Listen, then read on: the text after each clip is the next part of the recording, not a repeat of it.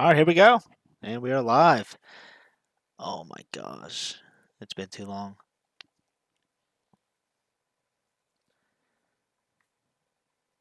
Yeah, we are. What is it? Yeah, lesson 2. I cannot wait.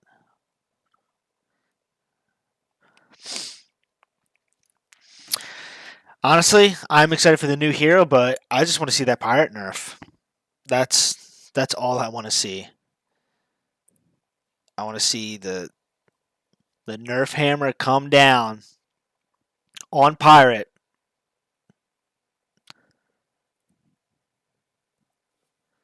Like everything.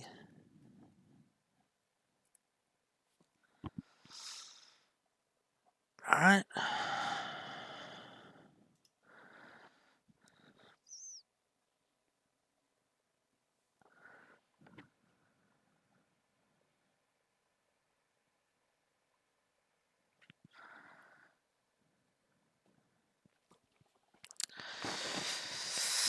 Oh man, come on.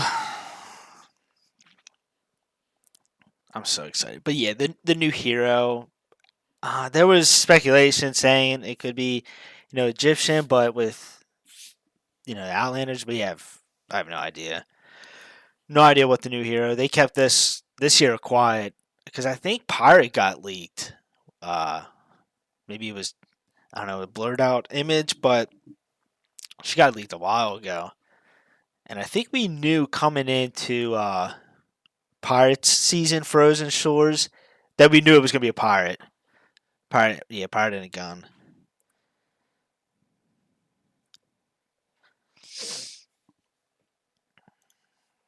All right.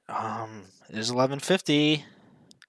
You got almost 1,000 people in here on the Ubisoft. Like, come on. Because if not, we can always go to Twitch. But I like doing it, from YouTube. But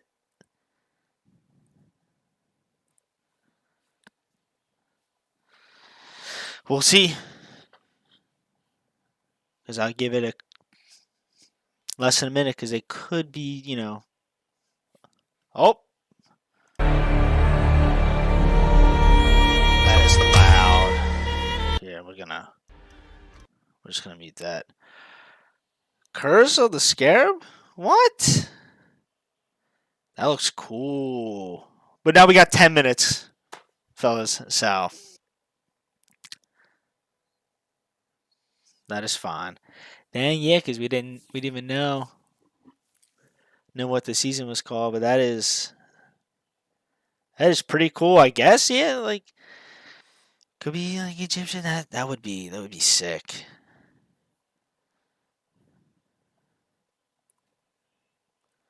So we have new season, battle pass, but we don't know what heroes getting the hero skin. People said Raider, even in like the Facebook group. Frog hit me up saying it was Raiders. So if they do that, I mean, I think they did well with the Warden hero skin.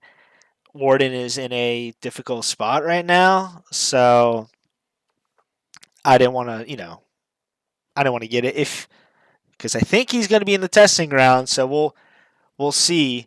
But if he gets a rework, you believe it, I'm buying that.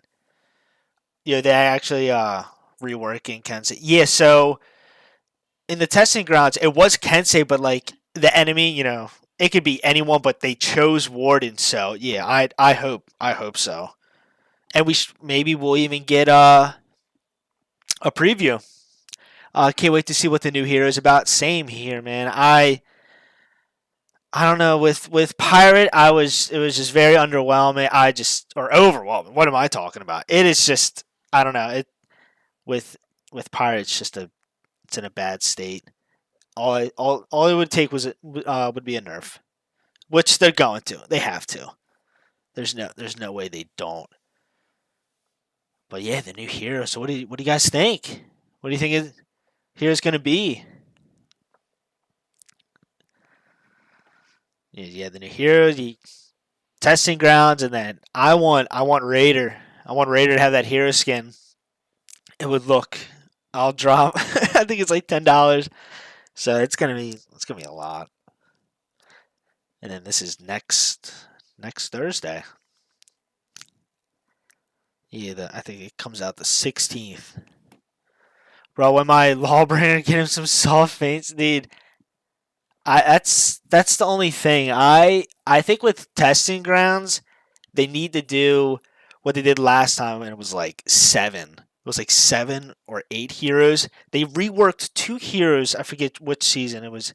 I think it was Warden. It could have been Warden and PK, or I forget. But when they had like 7 heroes at testing grounds, like JJ, Hita, like just like minor changes, it was Highland, like it was amazing. I feel like they need that for these heroes. You have, yeah, Lawbringer, Nusha, not Warminger, Jormungandr, Shaolin. Shaolin's testing ground was good.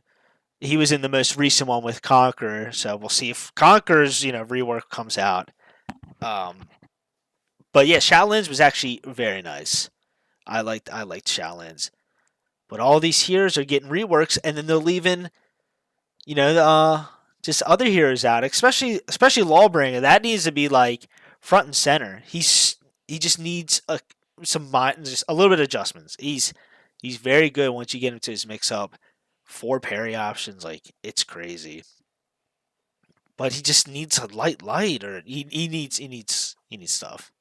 Maybe even uh hyper armor heavies. That would be nice. But there's other heroes. Nisha's just I can't play her. I want to, but I'm just bad at playing her. And then Yorm is so cool, but it's old. It's old for honor. He needs an adjustment so bad. So does Warden. Warden's in a tough spot. I mean, 1v1s, yeah, but I'm not all about the 50-50. And he's such a cool hero too. But yeah, it's like six heroes that need to be reworked. So, and then Kensei's one of them. I'll just speed up his heavies. He's still very good. But it's on unblockables, and his bash, his palm hilt, whatever you want to call it. That needs some adjustments. So it'll probably be like not halfway through the season we get testing grounds. It could be like a month or so. Because I definitely want to see what they did with Kensei, and then even Warden too. I think it'd be nice, but I feel like they just need to add a couple more characters, a couple more heroes in the testing grounds. Unless they're already working on it, then that's awesome. But because For Honor's changing each season. It changes, so you got to keep up to date with these other heroes. Can't just leave them. Like my boy Lawbringer is just such a cool hero. Everything about Lawbringer just is like top 5 favorite heroes. Make nature's wrath like pirate. So I don't know. I mean, to have just an unblockable with hyper armor, it's a bit much. I say take the hyper armor out. You can have an unblockable. Raider has the same thing, zone from doing nothing with, and then you have pirate just sort of step forward heavy, and it's on unblockable and hyper armor. So either take one of them, like Tiani step forward heavy just has hyper armor. It does not have an unblockable. That's just it's too much. Because then I could just, if he does have hyper armor, light you out. But then if they start realizing it, it's like, all right, I'll feign it, and then parry. I don't really get the reworks. I mean, it's just updating your hero roster. You have to. There's a meta, and you want that. You want the game to change, because if it stays the same, it can get bland. But with adding new heroes in and then also reworking, it's for the best. It helps out the game. Like, just imagine, if it's just Warden or or Lawbringer, like in the very beginning, just never got reworked, or any of these heroes, it would just, I don't know. It definitely it makes a game healthy. And then with adding in new heroes, I mean, I just think Pirate is Pirate just has to go. Oh no, I mean why Kensei Warden? Oh yeah, I see Kensei. Kensei definitely needs help, but like I said, there's other heroes I think that are before that. Even Conquer, like Conquer over Kensei. Conquer's been in testing grounds for like what, two or three maybe. I think it's two. So yeah, and when they added Shaolin into it, so like Shaolin definitely needs help. Yes, Nuxia and Yorm. Yeah, perfect. I would be so happy with that. I mean, they keep leaving Lawbringer out, but Yorm is desperate, and so is Nuxia. There's like 4 or 5 that they need to.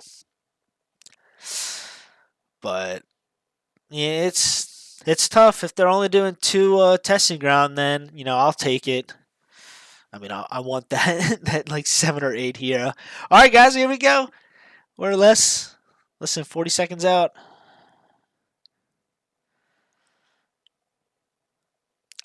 Speaking about Pirate, every low rep I've met tell me she's trash. No, it's one of the best heroes in the game. She has literally everything but superior lights. She's just good. She could just do so much, and her feats are just crazy good. She's got really, and using her feats in mid chain, like no one else can do that. But hopefully they nerf her. All right. Oh, that is so loud.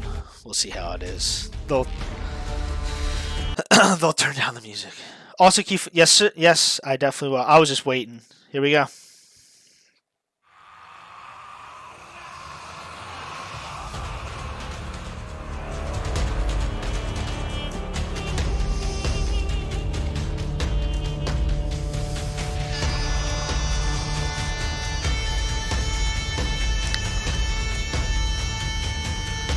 Oh my gosh. I'm so pumped. Let's go!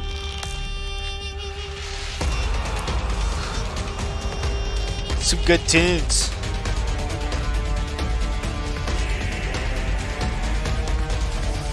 Hello, Warriors, and welcome once more to the Warriors Den. We have got a lot to talk about today. You guys can hear me well? Does it sound good? Curse Definitely, please let me know. On June 16th.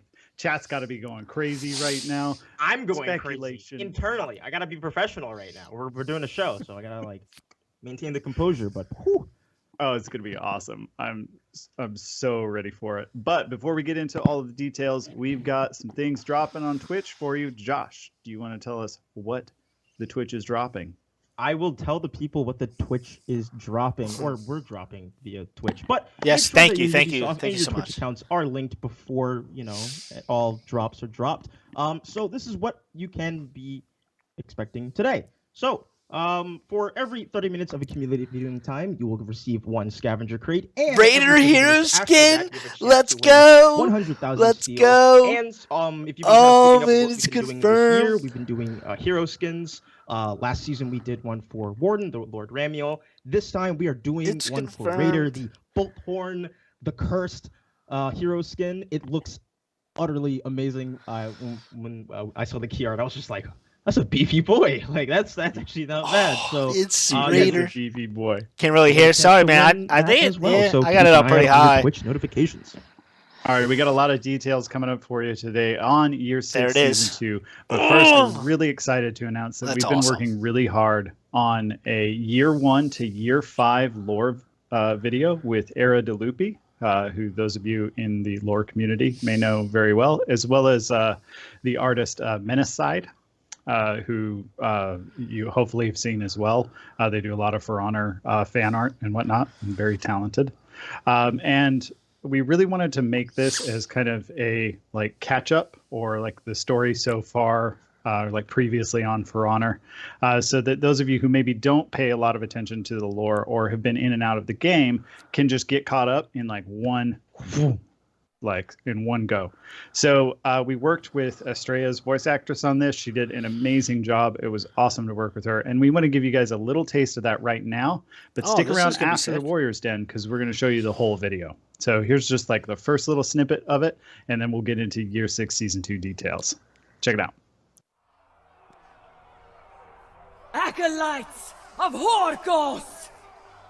Today, your new life in the Order begins.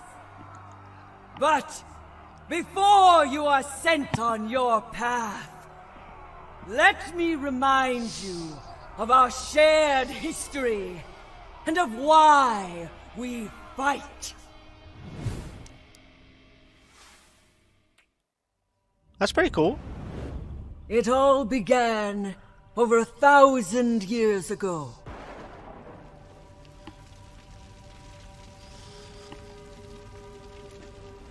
A great cataclysm destroyed the world as people knew it. It was a miracle that anyone survived. 3 factions arrived on the continent, searching for a new beginning. I hope you guys enjoyed that. Cool. Like I said, stick around after the show to see the whole video. It was really awesome to work with both Aaron and Luby on that. Lord goes deep. But let's get into Year 6 Season 2. And what a better way to do that makes me a little... than with a trailer. So check here we go. Here's the Year new... 6 Season 2 trailer. Oh, right just Season 2. I thought it was going to be the hero. In a far corner of the world, legends of a bracelet. It's Egyptian, let's go! Passed down from one pharaoh to the next. It was said the bracelet could restore life, erased from history, faded from memory. Now, I have found it. With the bracelet, I bring glory to Valkenheim once more. Yet in its wake, darkness spreads. What have I unleashed? Alright, that's pretty sick.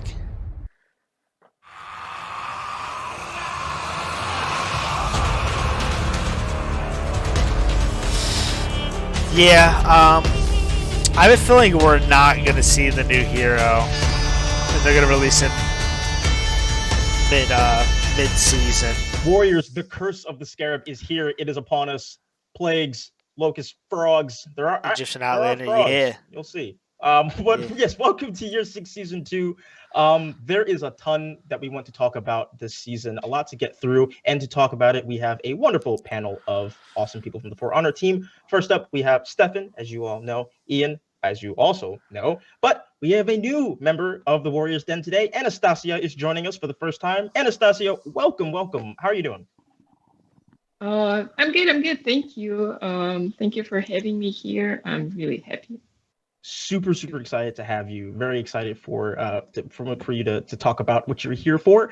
Ian, how are you doing? Welcome. I'm great, Josh. I'm glad to be back. It's always fun to be part of these seasonal launches. They're always like the most like dense with stuff because we're dropping so many awesome things. But Stefan, also you're a veteran of the Warriors Den. Welcome. Thank you very much. I'm Year 6 Season 2, Curse of the Scarab. I'm super excited to be here. How are you doing? I'm doing great. I want to see the new hero. Yeah, we are kind of doing. Yeah, I don't think for our seasons. I don't think we are. T1 and a T2. Lots. I think we're going to save that. So, Stefan, why don't you go ahead and kick us off to talk about what we can expect in these title updates? Absolutely. Can't wait to talk about the whole rundown. Basically, hopefully I'm wrong, though. Here in the season, we're going to get to bring you a little bit of Egyptian flavor to the world of For Honor. This is going to be a really exciting season to find out a bit more about the Egyptian culture. We're going to meet an amazing hero later in the season. Yeah. We're going to start off with a hero skin at the start of the season. That's going to be amazing. There's a super fun event in there. and there's a whole bunch of other great stuff throughout. So I can't wait to really go through the whole rundown. Yeah, absolutely. Yeah, let's do it. Perfect. From the top, let's hit it. Title update 1. We've got a launch event, Justice of the Pharaohs. New hero, the July curse, 28th. Of the season will be in full effect here. All your minions, they're going to be dead. They're going to be gone. If you like pure skill in your gameplay, you get to do a clean 4v4 here. It's going to be awesome. Battle Pass features awesome Egyptian content. If you're a fan of Anubis, you are going to be very happy. This is pretty cool, though. I'm Everybody's excited a fan of Anubis, so it's going to be Egyptian here, so it's going to mandatory. be nice. Enjoy. We've been asking for hero skin, both Egyptian from the hero. Cursed. The rest of the team is going to talk about this a little later on. It's going to be a Raider. That's awesome. It looks Raiders. awesome. It's super cool. What else we got? Hero skin. I said hero skin. There's so much stuff. I've lost in my list. Testing grounds. Rip minions, yeah. June 30th. So this is the third That's week funny. of the event. The Justice of the Pharaohs. It's going to overlap a little bit, but that's going to be great. You're going to have more to play. It'll be a gameplay system improvement testing ground, focused on allowing you to attack even more safely, especially when you're in a 1v2 situation, which is super dangerous to attack in today.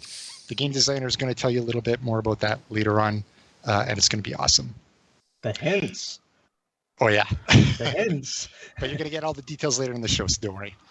Title update 2. We've got new armor, new hero. Oh, man, we're starting with a new hero. All right. This hero is going to be super fun to play, super fun to watch. I know people are already trying to guess the hero and the weapon. Good luck with them. Yeah, I don't know what the I weapon's predict going to that be. no one is going to guess it exactly right because there's a twist that you will not expect. You're coming with all the You're coming through with all the hints today. I'm sorry. I'm gonna get talked to after this. I think for too much. On the door. Sorry. Excuse me. Exactly. Excuse me. Stefan, no leaking. Sorry. I want you to note here. The next heroes will have one body type, and they will have 2 armor sets. So just bear that in mind.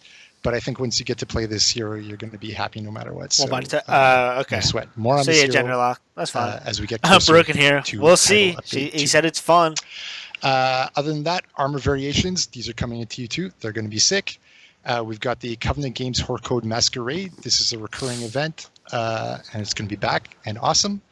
Battle of the Eclipse throwback event is also going to come back as a throwback. So you're going to have event all through the season to play. It's going to be super cool. And then Hero Fest. If you aren't familiar with the Hero Fest, it's our opportunity to have hero playable, hero available at a discount. You get login rewards for logging in during that time, and we get to release a unique execution for the one hero of that week. So this is a great avenue for us to do awesome stuff there.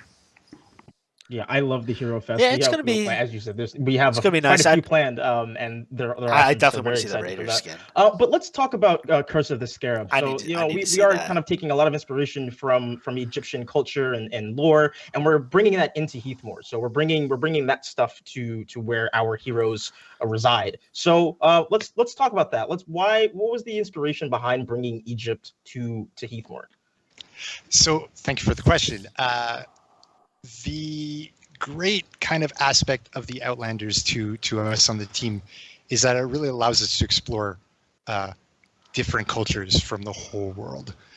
We spent a lot of time being very in-depth on knights, Vikings, the Wulin, and samurai. And now we have a chance with the Outlanders to kind of touch on a lot of different cultures. So we want to really start exploring that with the Egyptian culture. If you could go anywhere in the world, see any feats, any amazing stuff, go into catacombs or learn about their history and culture. I think Egypt is at the top of a lot of different people's lists, and so we get to pull that off here. So yeah, I'm excited. I can't wait to share that with you. Hero. That's gonna and be, then kind of cool. one aspect of it with us on For Honor is we really want to be inspired by and deeply respect the cultures we research and bring to the game. And one thing we've always had in mind is that our world is believable but not purely realistic. As you know, knights, Vikings, and samurai probably didn't meet in battle too many times. So, the perfect accuracy is not possible no matter what. But we want to respect the real cultures and the real history and then interpret that in the world of For Honor. And here we're going to get to start that off with the Egyptian culture. So can't wait.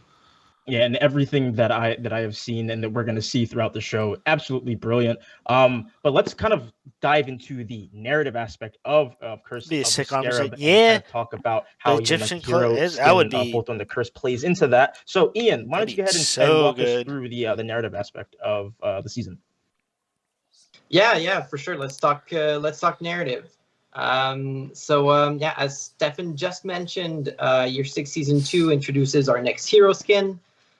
This time we unveil the hero skin for the Raider, which introduces us to a character we called Bolthorn the Cursed.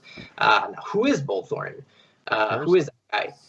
He is a Viking who's grown tired, honestly, of his people's plights. As we all know, like in the world of Heathmore, there's constant natural disasters, there's ceaseless wars, endless bloodshed. Like it's a tough living in Heathmore.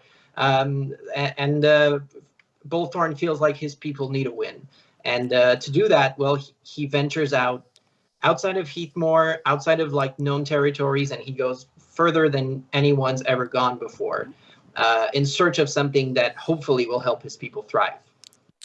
And in the deserts far west, he finds what he needs in the ruins of an old Egyptian temple. Now, in the world of For Honor, the Kingdom of Egypt thrived a long time ago, but like so many other things, it was destroyed in the Cataclysm. And now there's nothing but ruins left. And it's while exploring these ruins that Bolthorn briefly crosses paths with, insert italics, a mysterious stranger, nudge, nudge, wink, wink, who tells him all about a magical relic known as the Scarab bracelet. And, seeing an opportunity, like his opportunity, what he's been looking for, Bolthorn betrays the stranger's trust, and he steals a bracelet for himself. And he brings it back home, hoping that, he'll be able to do what he set out to do, and which is help his people thrive. But what he does in actuality is trigger a terrible, terrible curse on himself, but also on all of Heathmore. So once again, you'll be able to read Bolthorn's story in the next installment of our Tales from the World of Heathmore short story series. We did a story for Lord Ramiel back in Year 6 Season 1, and this time we'll again have a three-part short story that tells Bolthorn's story. No. The only difference is this time it will be released weekly. Last season it was a bi-weekly release, but this time the three-part short story will be released weekly starting Friday, June 17th. And there's a lot in there. There's a lot of hints and details. Oh my gosh!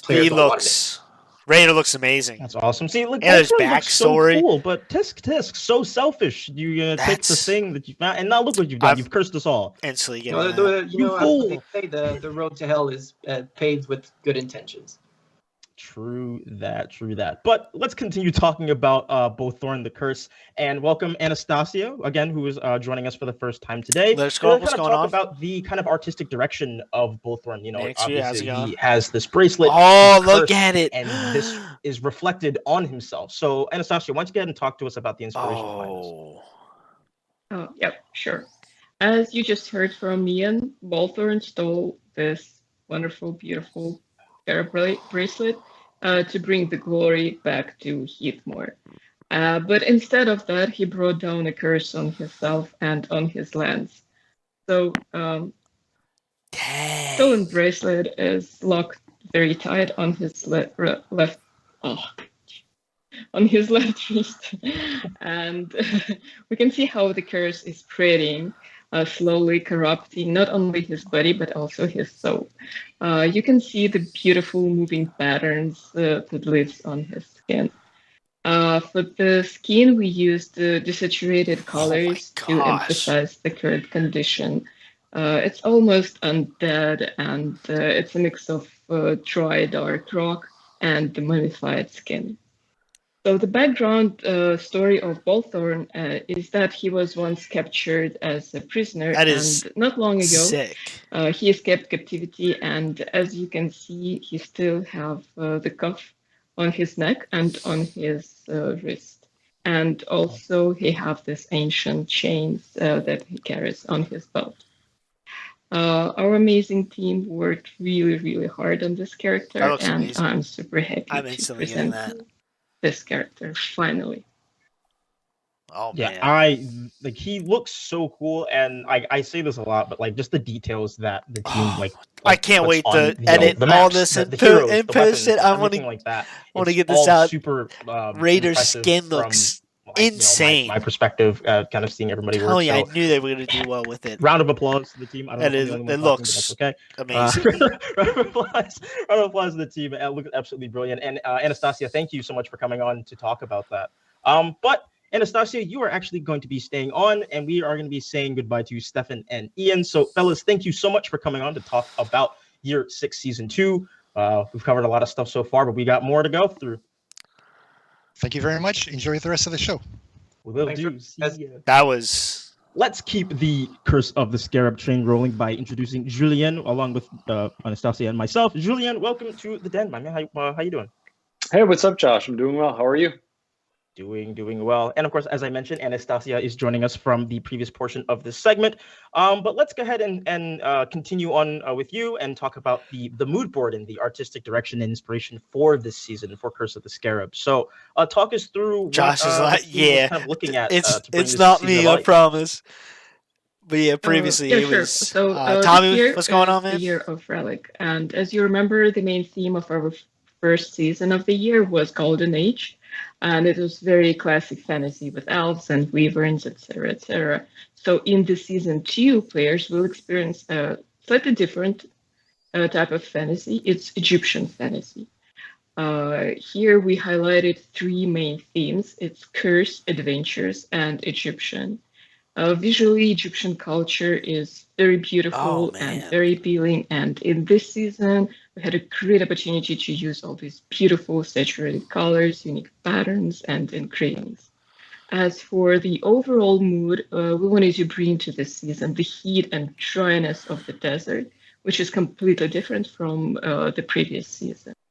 To introduce the curse, we used elements like blood water, frog rain, and swarms of locusts. And of course, the Egyptian fantasy wouldn't be full without mummies and pyramids and Egyptian gods. And frogs as well. Frog rain, in fact. And frogs. Which is always something. It's the frog rain always looks really interesting, really nice. And I find it's really funny. But Julien, let's go ahead and talk to you about what we can expect in game. We'll talk about the in-game realization. So I assume based on what I heard, menu, we've got a new face-off, it was confirmed. Stuff. Yeah, so, let's people suggested and talk about what players can expect. Or they thought it was going to be Egyptian. I'm happy. Yeah, sounds I'm happy good. It is. So from the new hero will have an Egyptian fan X. Season 22 is all about joining the raider on his adventure. So the theme that the team developed is a testament to journeying to a distant and unknown land, going through a trial and having to choose between friendship or glory and prosperity, and paying the ultimate and unforeseen price for it. Aesthetically, this means that the team has produced or has created a contrast that opposes the beauty and the excitement of adventure with the darker side of betrayal and the consequences that betrayal brings. So in the map, narratively, Riverfort has a tie into the Raider story. There's so many frogs. He was first landed on his way back from his adventure, so kind of making it the ground zero for the curse. So it's where the team decided to focus on map-wise. So coming back to the contrast I was mentioning, it was important not to create a gloomy ambiance, which would just lessen the visual impact of the curse elements. This is why in the map we have daytime complemented with rich Egyptian patterns and warm saturated colors. There's looted Egyptian treasures that are peppered across the map, and you might even get a glimpse of the golden scarab relic itself. So all this said, Josh, you're walking around the map, and then it hits you. frog hits me? Literally, it hits you. Frogs are falling from the heavens, and then you turn around and the seas have turned to red. Crops have gone bad, and our beloved minions have all perished. R.I.P. Poor minions. I wonder. Poor minions. They probably got hit by a frog. Honestly, pretty sure that's exactly what happened. It looks nice. Riverfort's one of my favorite maps. Amphibian Rain. And that doesn't happen anywhere, I don't think, unless there's like a I just really want to part explore of the the world map. that we've yet to discover that has frog Campaign rain. does that a little, recycles. but I don't know what I'm talking about. I know what you mean. But Anastasia, let's go ahead and move on back over to you to talk about the battle pass that we are also launching. Curse of the Scarab. A ton of awesome stuff in it. We've got mood effects. We've got frogs deal damage confirmed. Execution, and the execution especially is chef's kiss. So that's funny. Walk us through this. What can we expect in the battle pass this season? So in this season, we wanted to combine this adventurous mood with ancient Egypt and the feeling of danger that Bolton brought into his land. The theme is the curse pervades the entire season. And to emphasize this, in some mood effects, we use dark and vivid colors.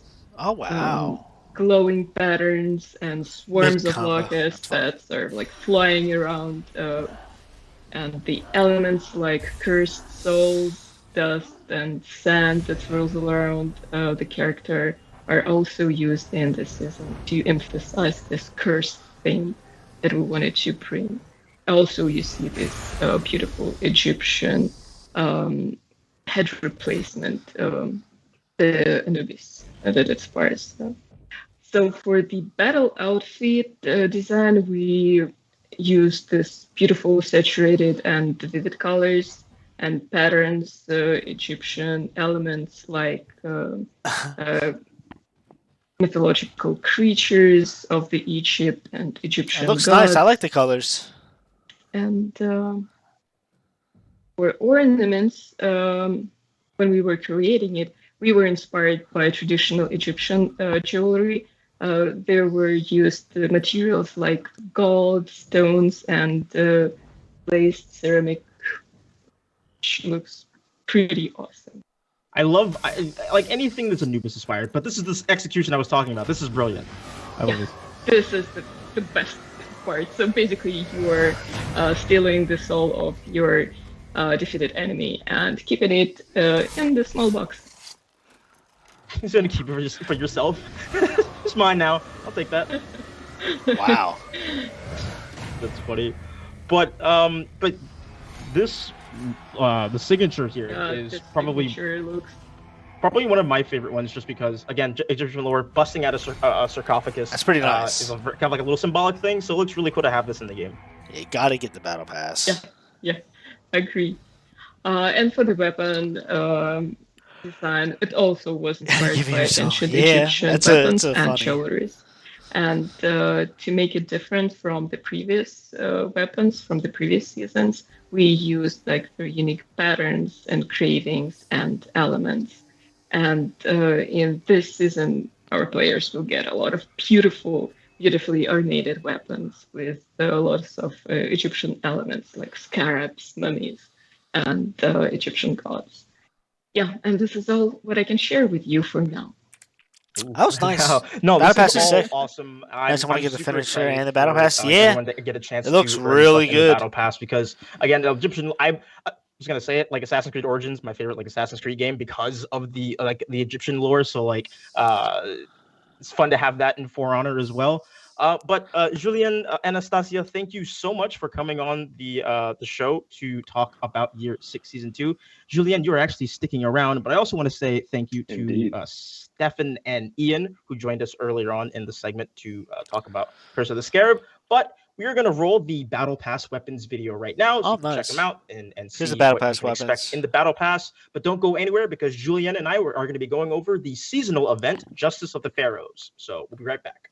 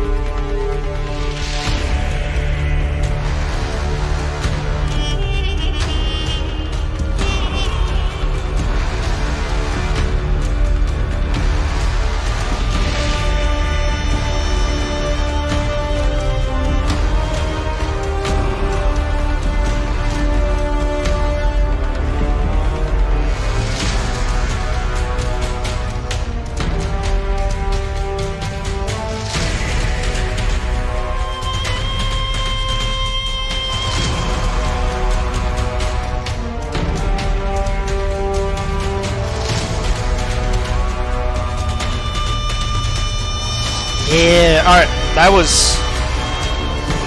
Those weapon sets they're amazing. I really like them. Yeah, Warlord's is nice. I like Raiders. Heroes looks good. BP. All right, Justice of the Pharaohs event. They always do well with battle pass weapons.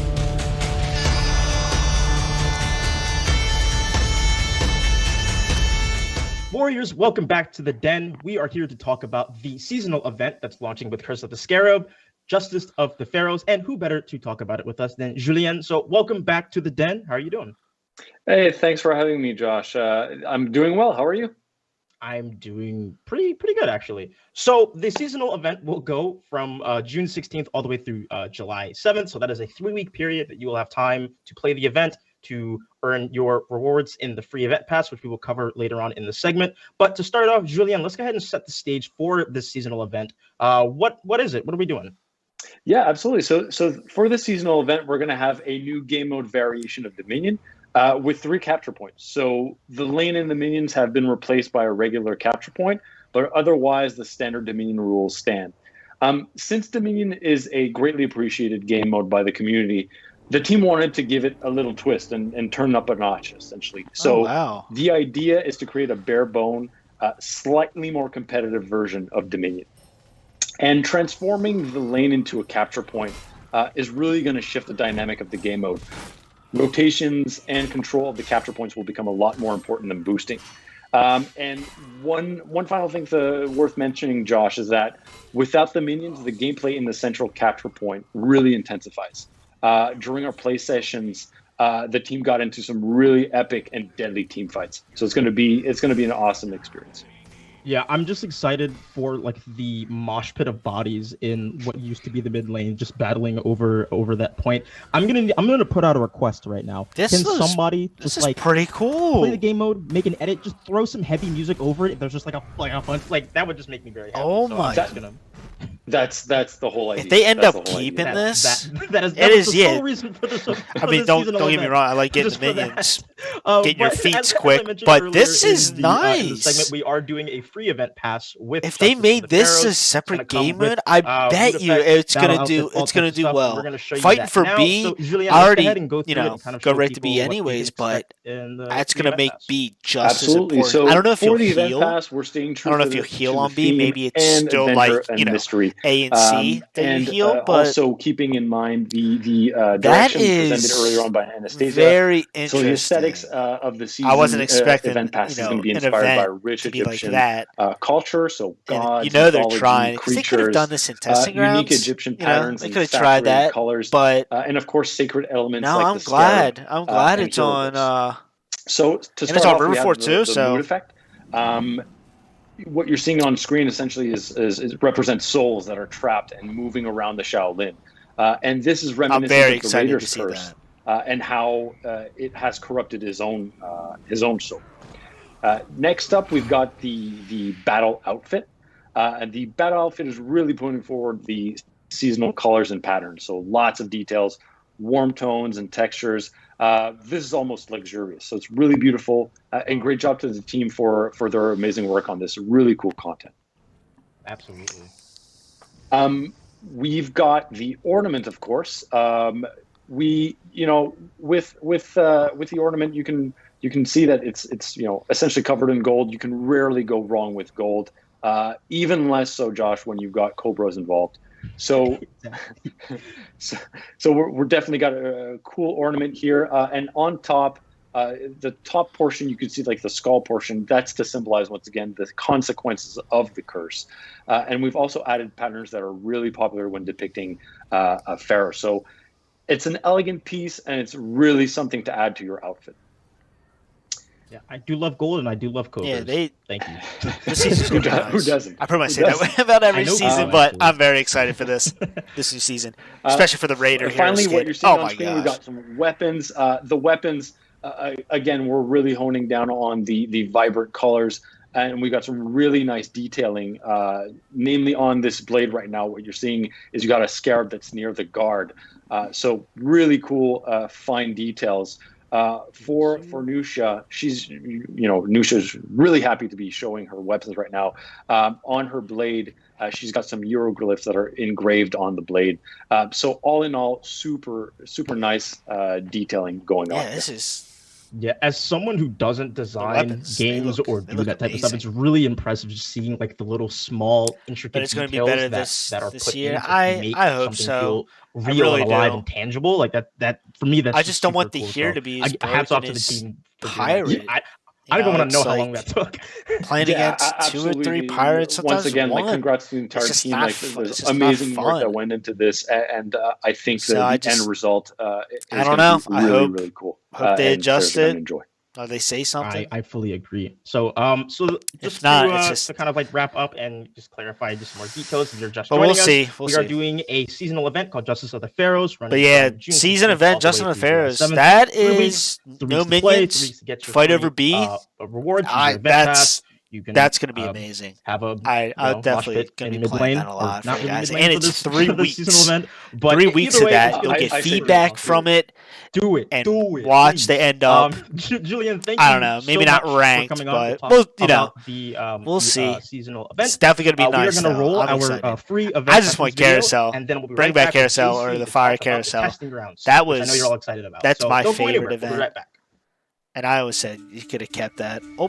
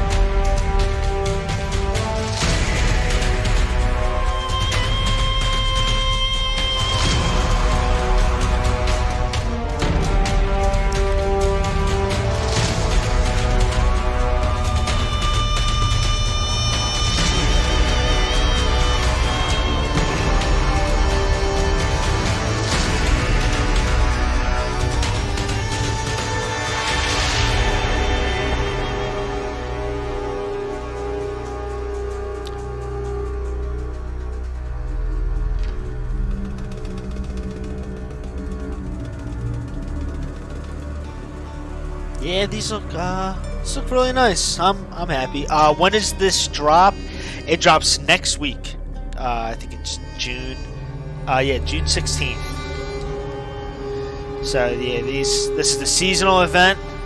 I think seasonal weapons, and then they had the battle pass. But I'll be making a video and combining everything. So if you missed out, don't worry, I got you. But yeah, these are all really nice. I like them all. I'm definitely gonna have to try to get them. You have 3 weeks. 3 weeks to get this. Warriors, welcome back to the Den. It is testing grounds time, and who better to talk about it with us than fan favorite? All right, here we go. Testing ground. How are you doing? I'm pretty good. Yourself? Maybe we get a I'm doing very, very well. So yes, we're talking about testing grounds today. June 30th. We are going to be having a testing grounds that's going live from June 30th to July 7th. But before we get to that, we do want to give everyone a fight update to let everyone know what will be dropping on June 16th with launch of Curse of the Scarab. And to start off, we actually have some changes to Pirate Pirate changes launching with the season. So JC, let's start off with that, and what can you tell us about the Pirate changes? Oh my gosh. Yeah, so we've been doing we did a couple of changes to Pirate. Basically, we've been looking a lot at what we have with the community, with a lot of different sources from feedback, and we get that like the character might be a little bit hard to play against sometimes, depending on your skill level or whatever. So we've been doing some changes. It doesn't mean that these changes are going to be the only changes we'll do to Pirate. There might be more incoming in a little bit, like depending on how it works. Keep the idea right now is that we want to lower her effectiveness a little bit, make sure she's still good. She works quite well, and she fits the role that we really want her to have. But there's some things that were a little bit a bit too strong, so we changed a couple of things. So first of all, her side dodge attacks are now 600 MS, up from 533. We find that usually the dodge attacks that are 533 are a bit harder to parry. And at 6, it's generally much easier. So the idea is that right now with this, you can like heavy feint and then really bait pirates who are super dodge happy and be able to parry those dodge attacks a bit easier, a bit more effectively. So that should really help fighting against pirate a little bit. On top of that, we have Pistol Blast, so the after block and miss version. It now moves forward less. It moves forward less like a 0.5 meters. So the idea here is that we really like that Pirate can alternate between like heavies and gunshots, Pistol Blasts in a group fight and really alternate to which targets and do that sort of stuff. But the range on it was a bit too long. She was able to catch people that are really, really far away. So now like she still can catch people, but she goes a little bit less far. It's noticeable in group fights. So sometimes you might have to dodge cancel to dodge for it heavy, for example, but then that has its own other risks to it. So there's that that change there works a little bit better. So we're hoping that sorry, go ahead. Oh, I was gonna say that like it makes Pirate like almost like less aggressive, because like when you have like be able to kind of move forward after that moves so far, it makes you feel like a lot more aggressive. So that's a really cool change. I like that. Yeah, that's good. And we've really noticed it while we were playing internally. Like we could really feel the distance change, so that worked quite well. And then we have Walk the Plank. So there's 4 changes to Walk the Plank. First of all, it has less range, so you can actually, it's going to be a little bit harder to gank people with it. You're not going to go really, really far across the map on it, so it makes a big difference there. We've also lowered the knee recovery. So basically, when you land a Walk the Plank and you don't do the Pistol Blast or dodge cancel follow-up, you have a pirate doing a knee on the opponent. And so making it 200 MS slower basically ends up making sure that we can't do repeated comboed walk the plank into a backstep light into another walk the plank when you're at the right distance from a wall, right? So that was one of the bigger problems that Pirate has, especially in 1v1s, where she could combo and chain them together for a lot of damage. So we really wanted to change that aspect. So with that recovery being a little bit slower, that normally cannot happen anymore. So it really lowers her effectiveness for that a little bit. I've seen a lot of complaints about this again on a lot of feedback on social media, so that should really help out. Yeah, and then finally we have 2 changes to Pistol Blast from Walk the Plank. So first off, it's a little bug fix. It used to cost 15 stamina, now it costs 6. That's the correct number for comboed hits in these cases. So that way, Pirate has a little bit better stamina consumption when using Walk the Plank. That might seem a little bit weird to buff that aspect, but it's to make it in line with the rest of the rules that we have everywhere else, and also is in line with the Pistol Blast when you get guaranteed after a heavy. But we've also increased the revenge it feeds from 5 to 30, so that should make Walk the Plank and the Pistol Blast from it a lot less effective in ganks, because you're feeding revenge much more, 6 times more revenge when you do a Pistol Blast now than from before. So that should really help lower the effectiveness of pirates ganks a little bit and make sure that your opponents can actually pop revenge, and it's harder to do like 100-0 ganks with her in those types of situations. That's pretty much it for pirate. Then we have, I think, Bloodlust, right? Bloodlust time. Yeah, that was nice. Now, pirate changes. I really like that. Explain what we are doing to Bloodlust. Yeah, because I'm seeing a lot of different like percentages and explain this to someone who doesn't develop games. Yeah, right. So the way it works at Bloodlust is a tier 2 feat that's on a couple of characters. It's not necessarily highly problematic, but the problem that we have generally with it is that the attack power especially stacks with feats. And so on Pirate and on Valkyrie also, you could land Bloodlust on somebody and then use Pirate's tier 3 feat, deal a bunch of damage, like use Trick Shot, deal a bunch of damage to 3 targets, and when it was plus 50% power, attack power, you'd be close to like one-shotting a bunch of people. That was way too strong. For a tier 2 feat, it was really, really, really powerful. And the damage reduction too was a bit too strong.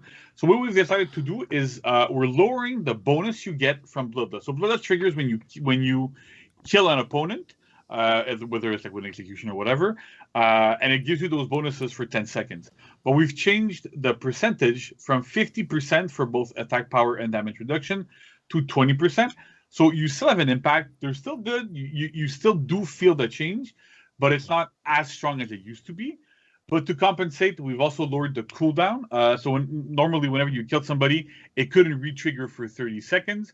Now that's down to 20 seconds. So you should be able to trigger it a little bit more often, get a little bit more of that power more often, but at the same time not be extremely strong for those 10 seconds whenever you kill somebody. And when you were in group fights, that was it really, really, really showed. It made a big difference.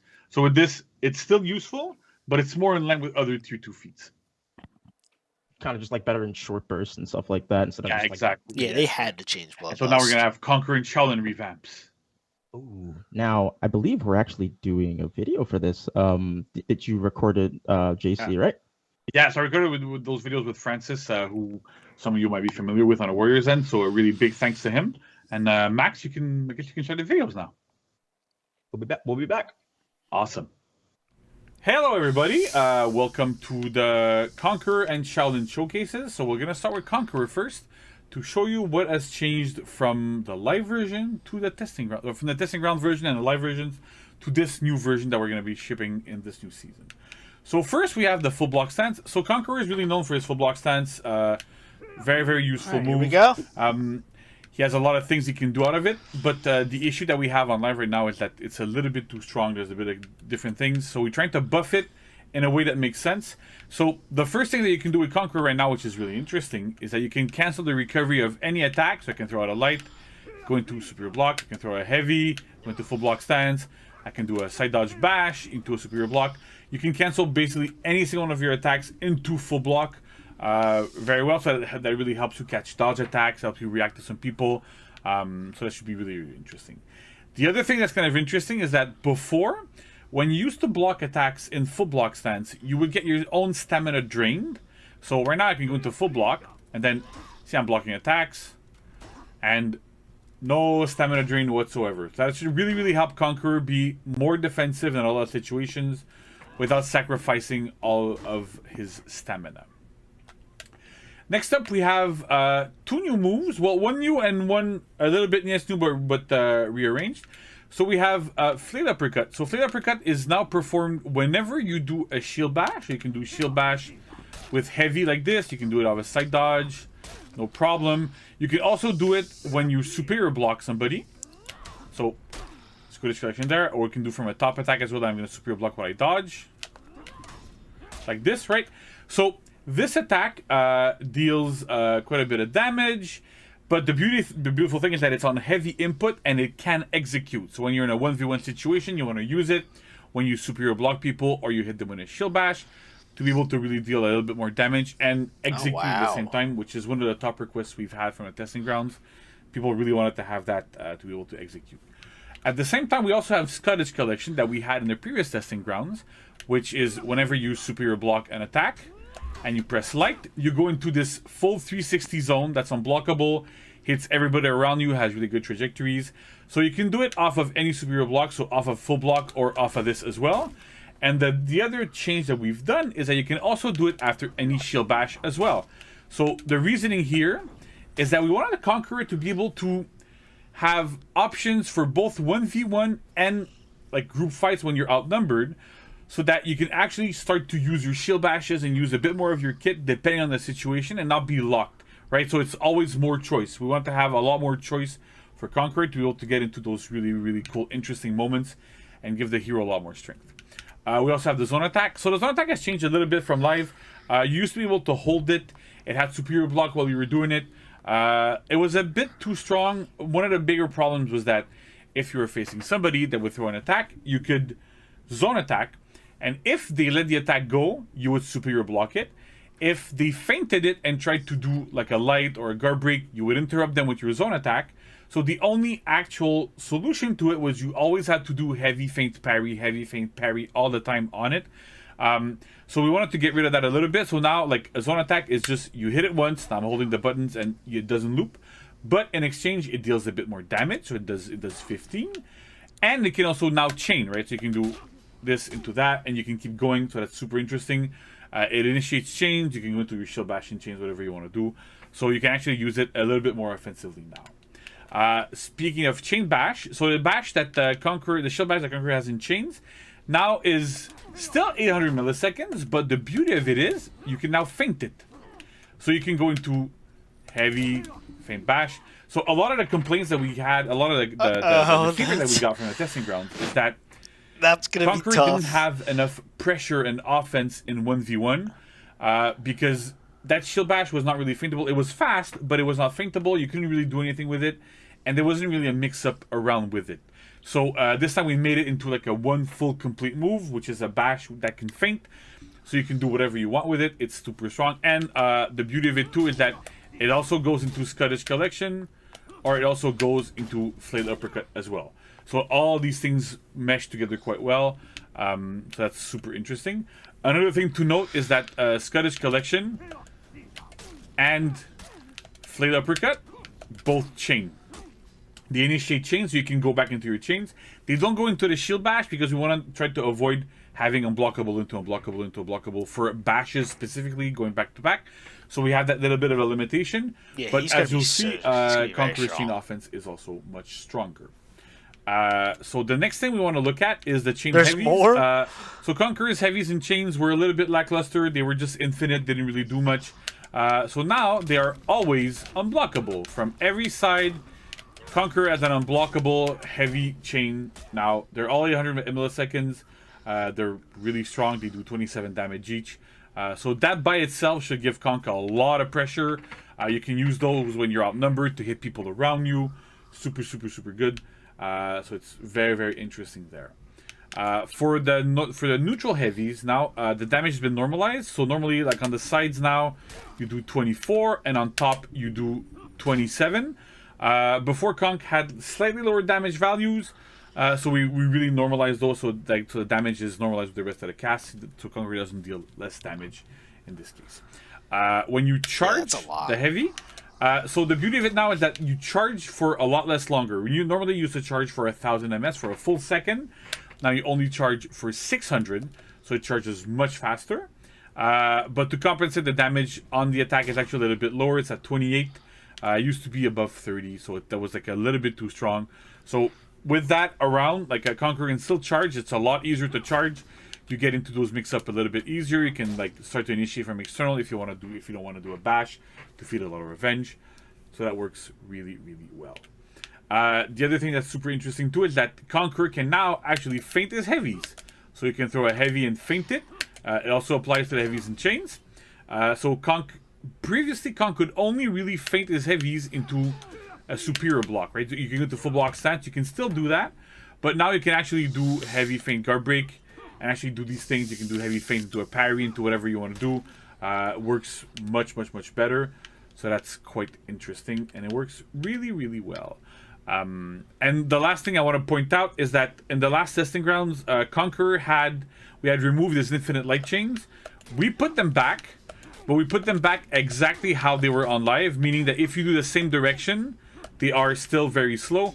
We wanted to make that change so that Conqueror wasn't really negatively impacted in his minion clear, which was a bit of a problem in the testing ground. But at the same time, we want to make it a bit easier for some players to react to those infinite lights. It can be kind of overwhelming at lower skill levels to have infinite lights in all three directions constantly. So by doing that, at least you only have to really care about two, because if you use a previous direction, it's a lot easier to block. So that's about it for Conqueror. So next up, we're going to look at Shaolin. Alright, so now we have Shaolin after a really nice Conqueror. So for Shaolin, what we focused on quite a bit is key stance. More like an easier access to get the key stance, but also getting better flow for the hero in general when you are in key stance and all that sort of stuff. So let's go into it first of all. So first off, key stance. The lights in key stance are all enhanced. I'm going to do a top light now, and you see it's enhanced. I can do a side light. It's enhanced. Same for the other side. And it's enhanced, right? So they're all now 500 ms, and they're all enhanced. So that should give Shaolin a little bit easier time pressuring people with his lights when he gets into key stance. And as an aside, also the top one also does not stun anymore. The stun property there wasn't super useful. Didn't really give Shaolin anything good, so we decided to remove it. As for heavies in key stance, they are all now 800 milliseconds, and they are all undodgeable. So even top is undodgeable. It used to be unblockable. It was useful in some very, very niche situation, and we decided that it's better to have more consistency on having top and sides instead of having just sides and top be unblockable. Top is often the better option when you're doing undodgeable, because if your opponent dodges, like, because a lot of the times you can dodge and get an accidental block when you're dodging, whereas if it's in top, even if you side dodge, most of the time you're gonna get tagged by it, so that works much, much, much better. We also have Sun Kick. So Sun Kick now chains on miss. So it makes it a little bit safer against guard break. You can do a lot of different things with it, so that's kind of interesting. And it works really, really well. But the next big thing that we've done with Shaolin, which is super interesting, is that all the lights, so either like his lights like this, the heavies, you can do like this, or the Sun Kick Strike, this one, they all chain to the sweep now. So I can go top light into sweep. So every single one of Shaolin's key stance attacks that are done with light or heavy all go to his sweep now. You can't do it after Sun Kick because it wasn't that useful anyway. So we've moved that around a little bit. And so having it after any attacks actually really improves Shaolin's flow, because you can go, wait, I'm going to redo it again. So you can go that into sweep, into another heavy afterwards, that's guaranteed. That also goes back to key stance. So you can, in theory, go completely nuts, go like that, crazy, back into this. So you see the flow that Shaolin has is much, much, much better. When you get into key stance, you can be relentless in key stance and continually attack. As long as your attacks kind of are blocked, I'm gonna have to play Shaolin. You're still good to go. So that's super interesting. And on top of this, that sweep, to make sure that it's effective, it can also be feinted. It's 800 ms, but it can be feinted. So if your opponent is gonna dodge, gonna try something, you can always feint guard break, and then that guard break leads to a heavy, which leads back to key stance. So the idea is really, we wanted to make key stance really a central point of Shaolin, and to have that as his main source of damage really, really well. The next thing we've done is for his side dodge attacks. So before they were kind of a bit stranded. Whenever you used to do these, they're good. They have good trajectories. They're not that bad. But the problem is that you were kind of stranded. You were kind of stuck there. So now the beauty of it is they can now initiate chains. So you can go into his infinite chain as much as you want. And they can also go into key stance, right? So Shaolin can now dodge an attack with this, go into key stance, go into Sun Kick, go into this, and keep the whole flow going and keep it going again. So it's one of the ways that we want to make sure that Shaolin has an easier way heading into key stance and keeping it going there. And in the same spirit, we've also added another move to Shaolin. A lot of the feedback that we've gotten for Shaolin was that he had a really hard time opening up opponents, even with the top light, which is now enhanced, you can see. Even with that, it wasn't enough.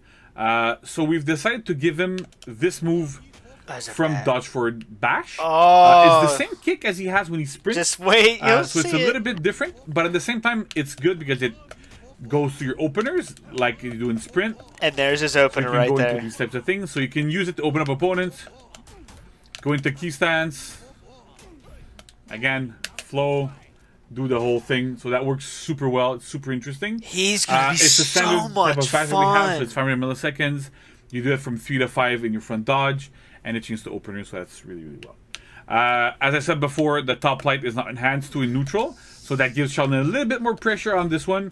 The side ones, because they get comboed, we really didn't want to give them that enhanced property there, but on top it makes a lot of sense.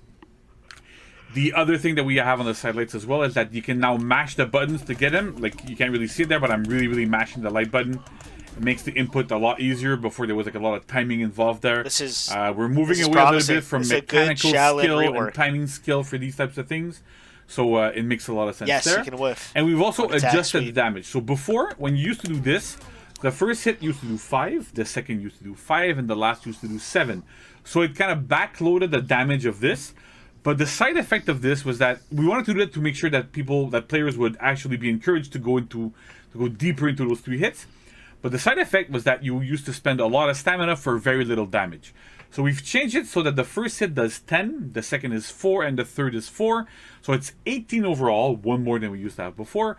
But on top of that, it also front loads damage. So you get 10 plus 4 for 2 hits instead of getting 10. So you're getting 14 instead of 10. It's a lot more in line with the rest of the opener lights. Makes a lot more sense. Works quite well. And last but not least, we have Shaolin Zone. So Shaolin Zone attack was a little bit strange in that, like, if the second hit was blocked or landed, the third hit would always get blocked or always hit. It was kind of hard to understand there. It didn't make a lot of sense. You didn't really have any incentive to go in it. So we've changed it a little bit. So it's a little bit slower, right? So the second and the third hit are slower. The second is 800 and the third is 9. But you can now target swap them in between hits. And we've also improved the damage on them. So the first hit does 12. The second does 15 and the third does 18. The stamina cost has been normalized a little bit among them too. So they're all now 12 stamina rather. And because you can target swap them, it's super useful in group fights. So you can start this one target swap to another one, target swap to another one. You still can feint at the timing you could before, so it works really well. And we're hoping that this attack is actually going to give Shaolin Zone a little bit more utility. It's much better in the minion lane. We fixed a bug that made it miss on minions, so it wasn't really that good. So that's about it for Shaolin. A big thank you to Francis, who was helping me be my body bag today. Yeah, it's thank you very much.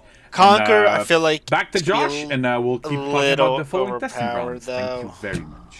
Yeah, his zone. I don't know. And we are back, Warriors. I'm super excited for these. I mean, for minions, changes and Shaolin changes. Jason, I don't know. It's too slow, and even a target swap though. They're gonna parry so that. We're really happy. We listened to a lot of we'll feedback. See. Other than that, besides the zone, I think everything flows really well. I know that we didn't have the time. There was like some issues with saying the survey. I don't know. Some people on social media going, "What happened to the survey for this?" So they gave Conquer so much. There was a couple of things that were outside of our control that made it so that we couldn't send it. And he's got high damage too. We're gonna keep sending surveys in the future. It's just that this time we sadly were not able to. But at the same time, we were really able to gather a lot of feedback ourselves. I don't know. Reddit, I think he'll do well. Our official forums, everywhere we normally go. So he's got flow. To make good decisions. He's got an opener. A lot of feedback that we've received there. So at least that's good. He went from not having any of that to having it. So much better than they used to. I think it's going to help him out. Definitely, Shaolin. Conquer. I'm super excited too. When I was playing. I have no idea. Because he's a hero that I don't really play a ton, but I had a lot of fun. Very tough. He has everything. Be mad at him once he's live. But speaking of testing grounds and stuff like that, we're going to start talking about the next iteration of the testing grounds starting on June 30th, going all the way through July 7th. And as you can see, we're testing guard break, JC. What's going on? Yeah. So this time, instead of doing like specific hero changes, we went with a more system-wide change that we want to test. And so I'll give you a bit of history on how, why we're picking this and where we're going. It's basically right now in For Honor we have a bit of a problem, right? So when you're outnumbered, it's very, very, very difficult to attack to defend yourself if you're not very specific characters, right? So Janjung, for example, is really good at defending himself offensively, doing like Sifu stance into zone and all that sort of stuff. But we don't really want to give that to everybody. Clearly, like we want to have people have a bunch of the heroes that have uniqueness and differences between each other. So one way that we're tackling this is changing the way guard break vulnerability works when you're in recoveries, right? So right now, like I said, it's very difficult to attack when you're outnumbered because you can't reasonably attack generally most of the time because you can get guard broken in between attacks after you do finishers if you don't have a bunch of recovery cancels and stuff. So we really, really wanted to make sure that everybody can attack a lot more when they're outnumbered to make sure that the game is, again, more offensive. We've been pushing the game towards a more offensive state where we're trying to encouraging people to attack, to press buttons, to get more engaged and not just sit back and do nothing. So that's one of the big things we're doing. And it's important to note too that this doesn't mean that you can't get interrupted in between attacks, right? You can still get hit by a light, by a heavy, by all sorts of stuff. It just means that normally guard breaks will not be able to hit you in between attacks and finishers. It makes it a little bit harder for your opponents to really interrupt you while you're in your chains when you're outnumbered. So that should be pretty cool.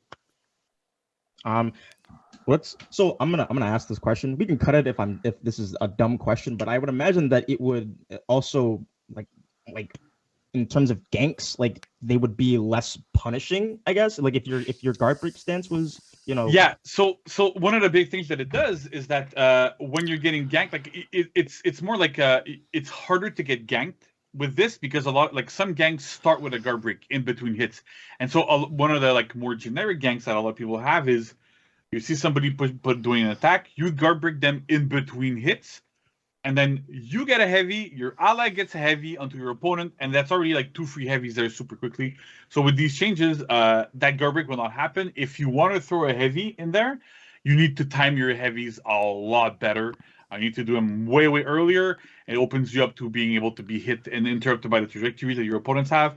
So you can still do lights. Lights are still relatively fast. But again, even with a light attack, you still need to really, really time things really, really well. That's one of the big things there. So, okay, so let's go over the changes themselves, right? So most attack recoveries are now fully immune to guard break until your hero regains the ability to block. What this means is that on hit, on miss, and on block, you are fully invulnerable to guard break, which means that guard breaks will bounce off of you. So, let's say Josh does an attack, I dodge, I hit the guard break. If I hit the window before he's able to block, I'm going to guard break and I'm going to fail and kind of get pushed back a little bit like we have in the game right now anyway. But that's the big change here. Also, every single chained attack is now fully immune to guard break. Often enough, they had 100 MS at the beginning, and depending on the attack, it was a little bit more that were immune to guard break. So now chain attacks are fully immune to guard break every time. We want to make sure that there's no holes in your offense there, right? That you can get a lucky guard break in between or whatever things. And then the last thing we did is that every single bash that had a recovery of less than 766 MS on miss now has 766 MS on miss recovery to ensure that all dodge attacks will always beat bashes. So that's to make sure that because you can't really side dodge into guard break anymore on anybody, on most heroes, there's some of the really much slower recovery attacks on miss still have some guard break. Don't worry, I'll explain why it's good. Issues, but in general, that's what's going to happen. And so at that time, I know it means that the slowest dodge attacks. I know you may not think it's good, but the amount of GB vulnerability is just it is pretty high. What's interesting here is that we've also added dodge attacks to Highlander right now. So Highlander can do side dodge heavy into defensive stance, right? So they just cool. We're reusing the animation that he has from his dodge for heavy soft feints. So they literally just gave Highlander side dodge heavy. It really helps Highlander defend himself against bashes. out of nowhere. And the other change that we have in there that's not really listed, but it's a bit more technical, is that Janjung can now go into Sifu stance at the same timing as when he can block while he's in a recovery. So normally you could only go into Sifu stance at the very end after you regain your ability to dodge and everything. But now it's as soon as you can dodge out of something, you can go into Sifu stance, so that Janjung's actual bash punish in chains is to go into Sifu stance and do a zone. So we've worked on that to make sure they worked well. From our testing, it worked quite well. That it was super interesting. And the last thing that's super important to note here is that this only applies to hit, block, and miss recoveries. It doesn't affect dodge cancels, full block stance canceled like on Aramusha and Conqueror that has now, Kyochin and whatever. So there is still that element here of risk when you're trying to use those cancels. Yeah, Highlander's got a side dodge heavy now. It's really only if you let your attack go and you keep chaining, or even if you don't chain but you don't cancel into anything else, that you will be fully immune to guard break. So don't go thinking that I'm gonna like a Conqueror's gonna do a bash, go into down stance, and I can't do anything about it. You can actually side dodge and guard break them and still get the guard break if they read that you were gonna try to do a dodge attack on them. So it's a lot of stuff there. But yeah, it's a lot. The other thing to note is that we tested a couple different things, right? Because this might if you throw a chain and they GBU, you're in a gank. It's really just to help you out. There's sometimes you can throw a light and you're about to throw another light in your chain and they can guard break you. Like, one of them is that how many times has that happened to you? Just when you're in your chain and they can GB on you. Everything except miss. I'm telling you, it's gonna feel. At some point, you're like, it's gonna feel really nice, especially when you're getting ganked. The guard break on. I can't tell you how many times. The problem that I've just thrown a light is that. And for honor, it will. It will definitely save you. Block or miss only on getting randomly guard broken in your chain, and not on external target. They get it. And I'm like, what is going on? So Josh is too far. I'm telling you, this is healthy. This is really nice. Hits. My attack is considered to be a miss and not a hit. And it will build clear, revenge. Right? There's no indication. So it's a plus. I know it was like, what is this? I thought it was Kente and Warden. No, they just used that as a picture. Situations, it would count as a miss, and you could get broken in your recovery. GB vulnerability testing ground. Need to have that predictability. I'm excited. I threw an attack. It's gonna be nice. But if I'm only immune in certain situations and not in others, they're really it's not super clear in what situations they're changing that feels they're helping it out. It may not seem like it right now, but when they add that in, every time you're in recovery, they're working on it. Can't get broken, and that's the end of it. And the other thing that we've also tried is to make Highlander getting touch heavy. It's like he's Celtic Curse, but it's like a step forward heavy, and you'll be able to go into was still good. His offensive form. But the problem is that from it, so it's good. Your chains. If I'm throwing an attack and then somebody lands a guard break, regardless of if I can tech or not, if the guard break lands, it means that even if I tech, I'm still vulnerable to their ally. I'm still vulnerable to a bunch of stuff. I was looking forward to Kente. So is I. But nope, that right there is just a thumbnail. They used a very, very stable game and everything worked well. Yep, it is guard break I'm still getting changes. We really want to promote that offensive part of the game. That's funny. They really tricked us. But everybody knew that thing. We really tried a bunch of different things to get to this point.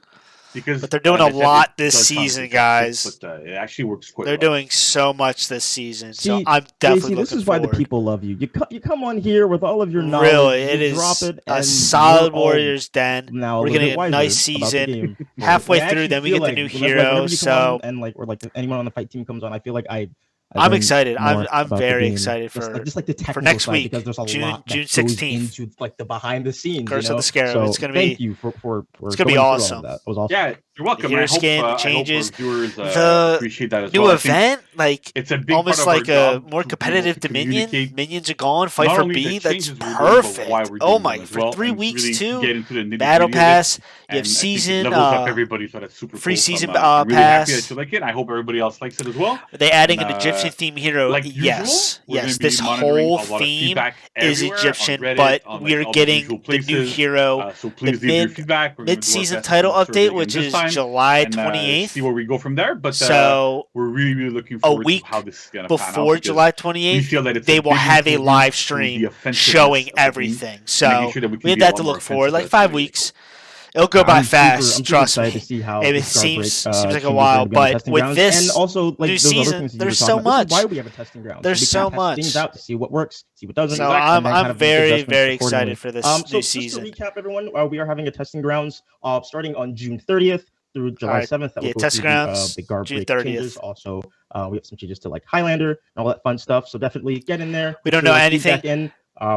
So yes and no. Yes, we know about the new hero, that it is Egyptian, and I think it is gender locked. It's male, JC, but once again, we don't know anything other than that. But they were talking about the Raiders hero skin having a huge backstory, end up meeting the new hero, but they won't. I gotta turn that down. They weren't giving any. They were giving hinting. Like clues and stuff, but they can't say, what it is. But we know it's an Egyptian hero, and everything's an Egyptian theme. What a show! Everybody. It's really, we want to it's thank really all cool. of our guests who joined but us. We will find out a week today, leading up to the mid-season title update, which is July 28th. So they will show everything on June 16th. So I will go over. Keep in mind, we'll have a live stream then. We're gonna get that. So it'll be nice. And even today, if you missed, which will be live, if you missed the live stream, 16th through July 7th. It'll be like 4 or 5 videos. Got a new battle I'll be going over, everything. Super juicy Raider. Just cut it down on testing ground changes, battle pass, the weapon sets, Raider hero skin, the new I say this event coming out. So it's a lot. There's so much. So after the live stream, I'm getting right to work, and I'll be getting those videos out. Pirate changes, like Bloodlust changes, all these changes.